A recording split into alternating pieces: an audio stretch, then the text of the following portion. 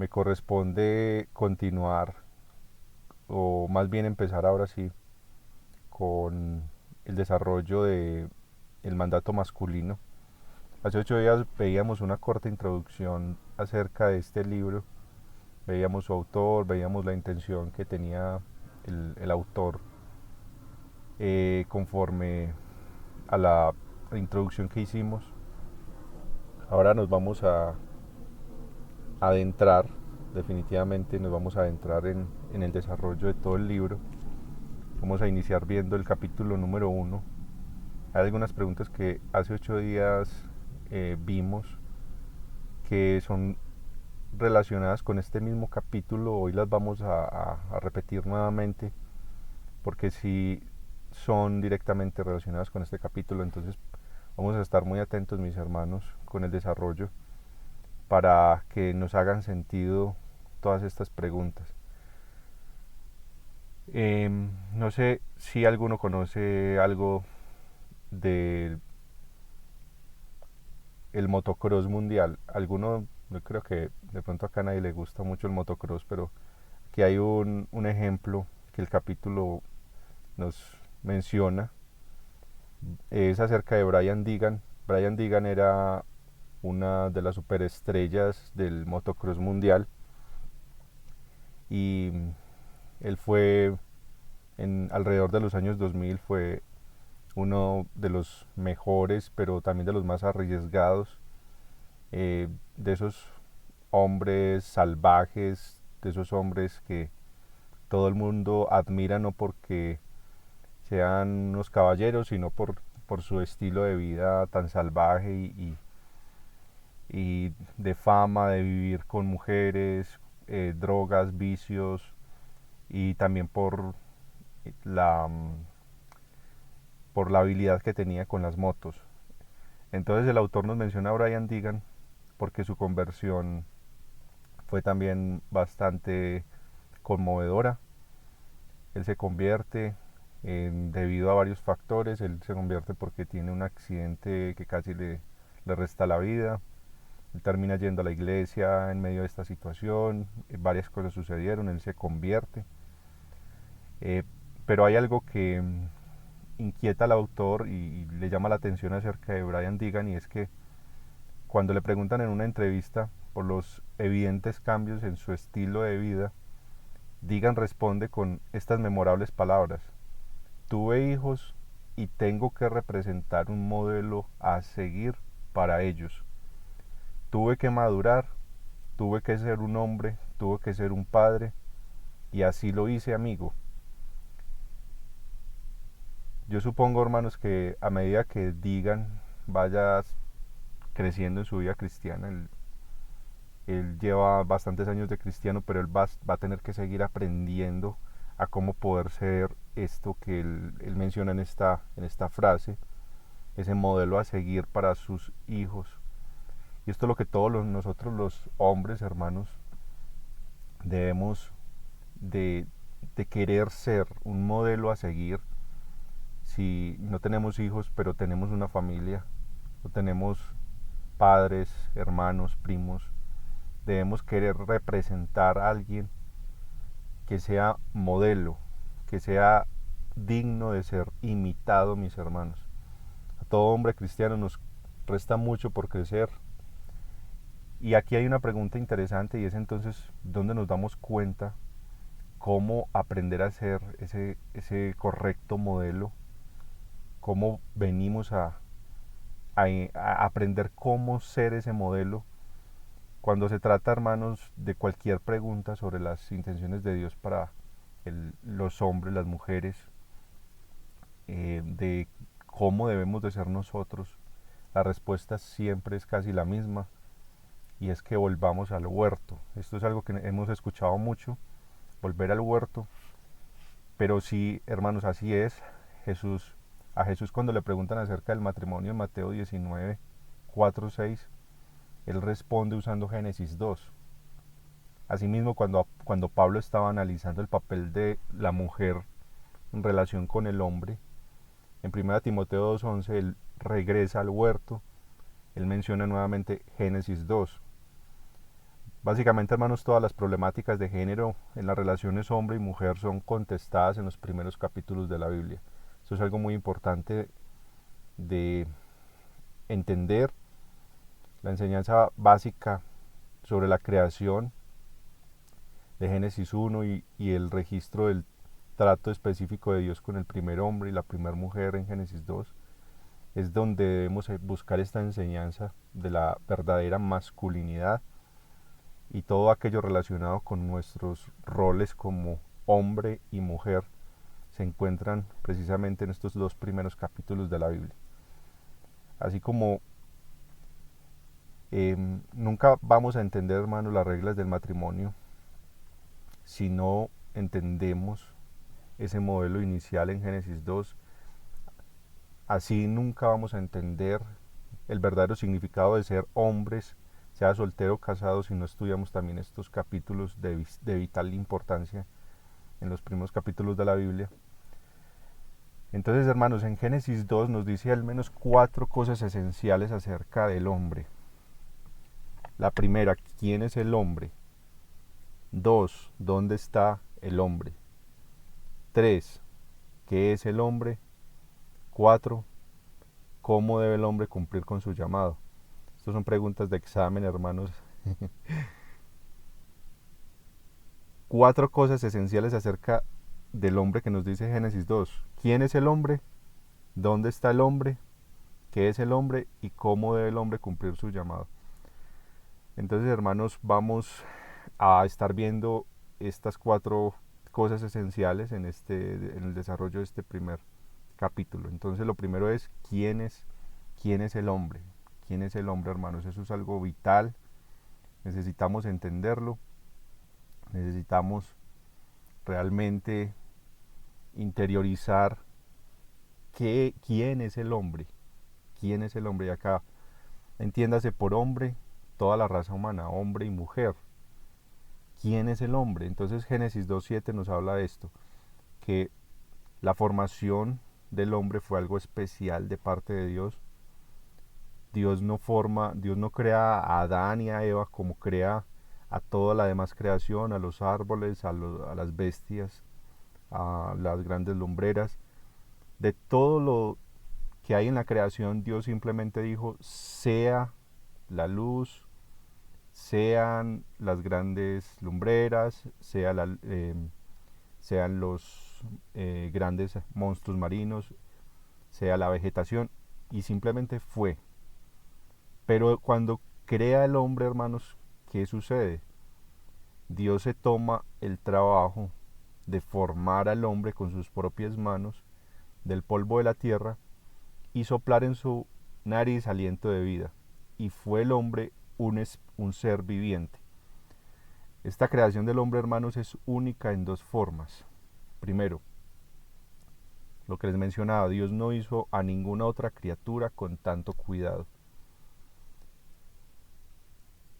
Pero Dios formó al hombre del polvo moldeándolo con un cuidado paternal.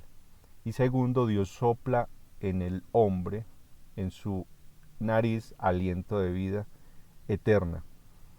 Esto lo vamos a ver más ampliamente en el capítulo 4, pero ahora debemos reconocer, hermanos, que al menos lo que esto significa es que Dios hizo al hombre para que fuera bastante diferente. Esto de que Él sopla en su nariz aliento de vida nos da a entender, hermanos, de que el hombre es una criatura espiritual. Los hombres y mujeres somos realmente criaturas espirituales. Y previamente, hermanos, las escrituras en Génesis 1 nos había dicho que Él nos había hecho a imagen suya. Por tanto, hermanos, nuestros cuerpos mortales, como nuestros espíritus inmortales, ese aliento de vida de Dios, hemos sido capacitados para conocer a Dios y hemos sido llamados a ser la imagen de Dios en este mundo creado. Dios nos ha dado una naturaleza espiritual para que podamos llevar su imagen como adoradores y siervos suyos. Esto es lo que somos como hombres. Entonces, básicamente, hermanos, ¿qué es el hombre? Somos criaturas espirituales. Somos criaturas espirituales.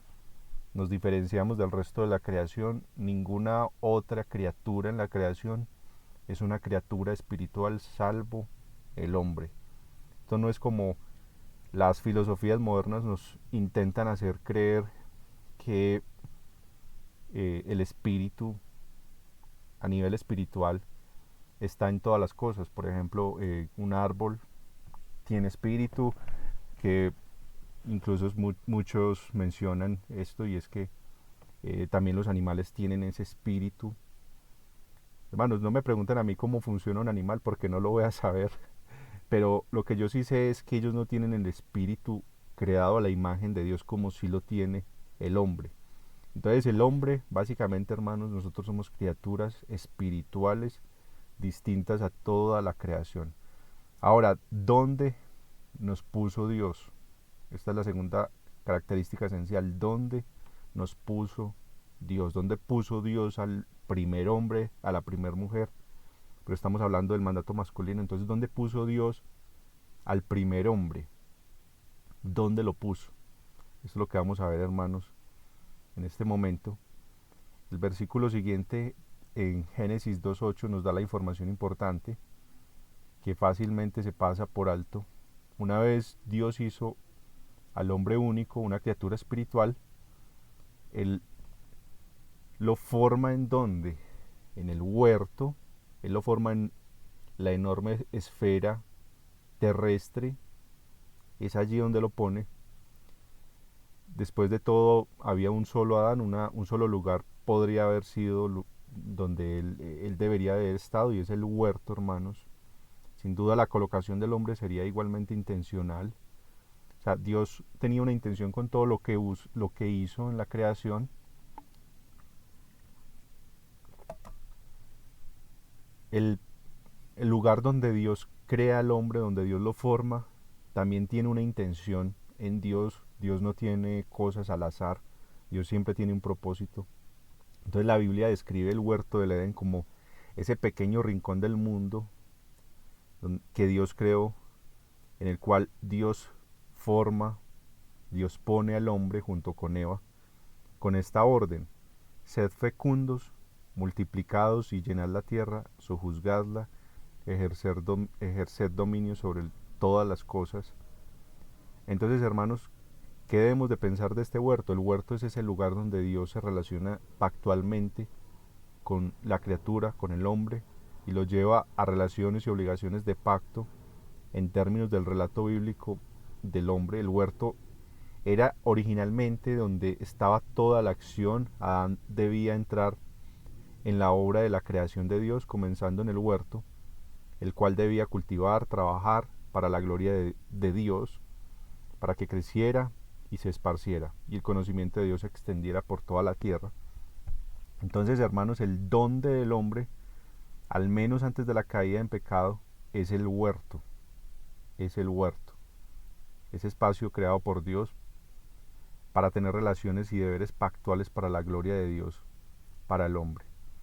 Pero acá hay algo que el autor quiere desmentir, y es acerca de una enseñanza que también ha sido ampliamente recibida por mucha parte de la cristiandad moderna. Muchos hombres han recibido esta enseñanza, y es acerca de Salvaje de Corazón. Salvaje de Corazón es un libro también que ha sido bastante leído, bastante reconocido en el mundo cristiano, al menos en Estados Unidos. Pero él desmiente esta enseñanza errónea y equivocada de Salvaje de Corazón de John Eldredge.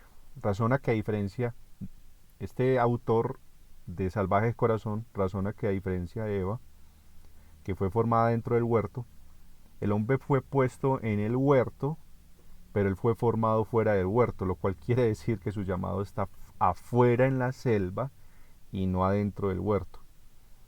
Entonces, su llamado está afuera en la aventura, en el riesgo, y que de ahí parte su verdadera masculinidad. Pero esto no da pie, hermanos, sino para un gran egocentrismo y un pensamiento verdaderamente machista. Entonces, hermanos, el punto de ese libro de Salvaje de Corazón es que un hombre Encuentra su identidad en aventuras salvajes fuera del huerto, en hacer su vida, en solamente dedicarse a proveer, en el mejor de los casos, en el mejor de los casos que sea un cristiano que al menos está casado, que sigue estando en su iglesia comprometido, se dedica solamente a hacer las cosas de afuera, solamente me dedico a proveer y mi esposa verá cómo se defiende allá con los hijos. Entonces básicamente esa es como la idea, hermanos, de salvaje de corazón. El hombre está llamado a la selva, no al huerto, hermanos. Pero en contraste con esto, con esta enseñanza de salvaje de corazón, vemos que el punto de Génesis 2.8 es que Dios ha puesto al hombre en el huerto, en un mundo de relaciones y deberes pactuales, a fin de que adquiera y muestre allí su verdadera identidad que le ha sido dada por Dios. Si Dios quiere que el hombre sea salvaje de corazón, qué extraño que lo haya puesto en el huerto, donde donde su vida iba a ser moldeada no por búsquedas egocéntricas de identidad, sino por relaciones y bendiciones pactuales. Entonces, hermanos, ¿dónde puso Dios al hombre? Es muy importante para nosotros entender nuestro llamamiento como hombres masculinos. Dios puso al hombre en el huerto, es decir, en ese lugar de deberes y relaciones pactuales. No lo puso a estar por allá buscando aventuras egocéntricas, sino en un mundo de obligaciones, deberes pactuales que glorifican a Dios. Entonces hemos visto básicamente, hermanos, que el hombre es una criatura espiritual, somos distintos de toda la creación y el hombre es puesto en el huerto para tener deberes y obligaciones pactuales que glorifican a Dios. Ahora, ¿qué es el hombre? Hemos visto quién es el hombre, pero ahora vamos a ver qué es el hombre. Esto habla de su misión, de lo que hace el hombre. ¿Qué hace el hombre? ¿O qué es el hombre? Entonces Dios le dice a Adán y a Eva que sean fecundos y que se multipliquen, llenando la tierra en Génesis 1.28. Aquí empezamos a ver, hermanos, que la masculinidad, a saber que Adán fue puesto en el huerto para ser su siervo, servir en el huerto, pero también su señor, señorear sobre toda la creación que Dios le había puesto. Este es el que del hombre, hermanos. Ser siervo, servir a todos los que estaban en el huerto, pero liderar todo lo que estaba en el huerto. Adán debía traer la gloria de Dios. Adán debía dar gloria a Dios al dedicarse a producir el fruto de Dios, comenzando en el huerto y extendiéndose por toda la creación, juzgar toda la tierra, ejercer dominio sobre los peces del mar, sobre las aves del cielo y sobre todo ser viviente que se mueve en esta tierra. Este es el llamado de la humanidad entera, tanto hombres como mujeres, pero especialmente de hombres. Dios puso a Adán en una función de liderazgo para con Eva, refiriéndose a ella como la ayuda idónea.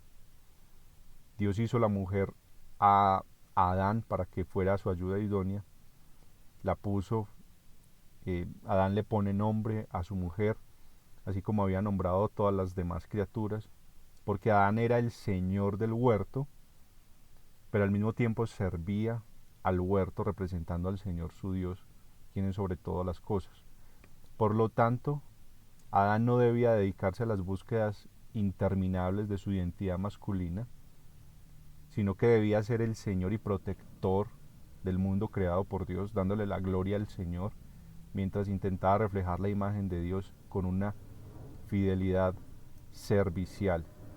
Entonces, hermanos, ese es el qué del hombre: ser señores, liderar, pero servir a lo que se lidera. Esto es algo irónico, o puede sonar como algo contradictorio. ¿Cómo así que yo soy el Señor y al mismo tiempo que tengo que servirle a los que yo soy supuestamente su Señor? Hermanos, y esto es lo que vemos en el Señor Jesucristo. Esto es algo hermoso. Vemos que nuestro Señor Jesucristo Él es el Señor, pero Él vino no a ser servido, sino a servir y dar su vida en rescate por muchos. Esta es la representación verdadera del verdadero hombre. A Jesucristo es llamado el segundo Adán y Él representa excelentemente ese llamamiento de la verdadera masculinidad. Él es el Señor, pero Él es siervo de todos, Él vino a ser siervo de todos, y nosotros en ese sentido imitamos a nuestro Señor, cumplimos con nuestra misión en que somos líderes, pero siervos de todo lo que el Señor nos ha puesto, y en especial hablando de nuestras familias, somos los líderes, las cabezas de nuestras casas, los señores de nuestra casa, pero somos los siervos de nuestras casas. Ahora, ¿cómo debemos obedecer a Dios? El cómo llevar a cabo este que somos, cómo lo llevamos a cabo. Bueno, en Génesis 2, 7 al 8 nos dice que el hombre, ya habíamos visto esto, que el hombre es una criatura espiritual hecha para conocer y glorificar a Dios. ¿Dónde está el hombre? Por supuesto que Dios lo ha puesto en el corazón del huerto que Él creó. ¿Y qué es el hombre? Es un siervo para la gloria de Dios. Finalmente, entonces, avanzando unos 4 versículos más adelante, en Génesis 2.15, vemos cómo debe cumplir el hombre su llamado.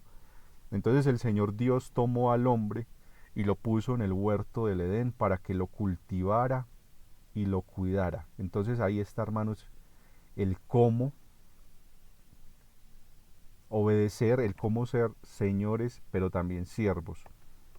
Cultivar y cuidar, esas dos palabras son claves, cultivar y cuidar. Este es el cómo de la masculinidad bíblica, hermanos. Esto es algo muy importante. El mandato de la Escritura para los hombres, por lo tanto, es la obligación, hermano, de nosotros poder estudiar esto, desarrollar esto, hermanos. ¿Qué significa entonces cultivar y cuidar? Y esto es en lo que se va a enfocar básicamente todo el libro, hermanos. ¿Qué significa esto de cultivar y cuidar? Cultivar básicamente, hermanos, es trabajar para hacer crecer las cosas. Eso es cultivar. Los que son aquí agricultores sabrán que uno planta una semilla y no la deja ahí tirada, sino que tiene que seguir su proceso, su seguimiento, abonarla, cuidarla, deshiervarla, para poder que esa planta llegue a dar mucho fruto. Entonces, esta parte de cultivar habla de ese trabajo para hacer que las cosas crezcan. Entonces, en los primeros capítulos es lo que se va a estar desarrollando en términos de nutrir, cultivar, atender, edificar, guiar y gobernar. Entonces, hermanos, eso es precisamente, volviendo al ejemplo del inicio de Michael Deegan, que era este motociclista. Michael Deegan, antes de ser cristiano, precisamente él estaba haciendo todo lo contrario a esto. Y de hecho, hermanos, de esto es de lo que se trata la masculinidad, entre comillas, moderna, posmoderna. Hombres comportándose perpetuamente como niños, sirviéndose a sí mismos, en el descubrimiento personal. Entonces, esa es la supuesta masculinidad, completamente anti todo esto que estamos viendo. Podemos imaginar a alguien, hermanos, como en este momento, como Michael Deegan o como Winston Churchill, hablando de salir a buscar quiénes son ellos para hallar su lado masculino. Sabemos que no, ellos estaban demasiado ocupados cambiando el mundo como para estar con estas filosofías modernas acerca de la masculinidad. Hermano, Dios tiene cosas mucho más emocionantes para nosotros que este supuesto llamado masculino que el mundo enseña. Dios tiene algo mucho más emocionante para nosotros, porque es en obediencia a la Escritura que realmente nosotros comenzamos la aventura de la vida del hombre. Dios nos llama a llevar su imagen en el mundo real, en este huerto que ha sido corrompido por el pecado, pero que Él está redimiendo por el poder de la gracia de Cristo.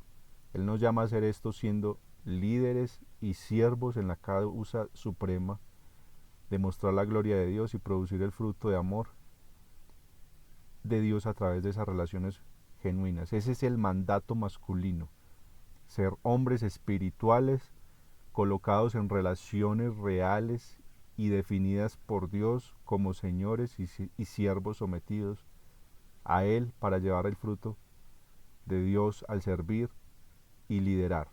Entonces, hermanos, básicamente aquí concluimos el capítulo número 1, que se basaba en estas 4 características esenciales: el quién, el dónde, el qué y el cómo. ¿Quiénes hombres? ¿Quiénes somos nosotros? Somos criaturas espirituales. ¿Dónde nos puso Dios? Esto lo vemos en el pacto de Dios, poniendo a Adán en el huerto, versus la falacia de Salvaje de Corazón, este libro que habla todo lo contrario del modelo de Dios. El qué es que somos siervos y señores, y el cómo, cultivando y cuidando. Esto es lo que vamos a continuar desarrollando, mis hermanos. Entonces vamos a orar y pedir al Señor que nos bendiga mucho, hermanos, realmente con el estudio de este libro.